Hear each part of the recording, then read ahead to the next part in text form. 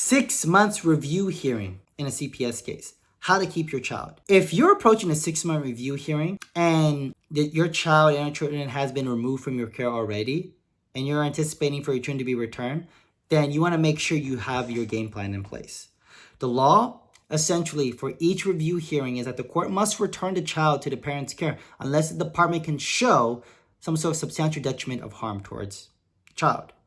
Now, what this means is very vague, especially depending on the social worker involved in this case.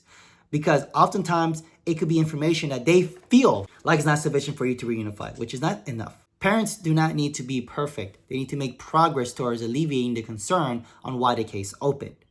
Not become unrealistically a perfect parent, which is often the standard that social services usually like to implement towards parents. Now, you want to make sure that you've done your classes. And prior to the 6-month review hearing, if you haven't had any unsupervised visitation, you want to make sure you set that up as soon as possible by filing any necessary motions in between. That's why within that 6-month period, you're not just doing your classes. You want to make sure you're properly doing everything you need to do the right way.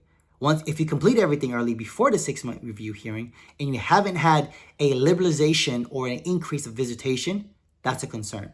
You're being set up for failure. And this upcoming 6-month review hearing is going to be very unlikely your children and or child is going to be returned to your care. You have to set up the pieces. You have to try to argue it. Now, there's some judges typically from the law where you could directly return the child back to the parent's care, which is the law, but practically most judges will not typically do that. And they typically want to have at least some unsupervised and or overnights and weekends to even consider return. So, what can be done? Preparing your case.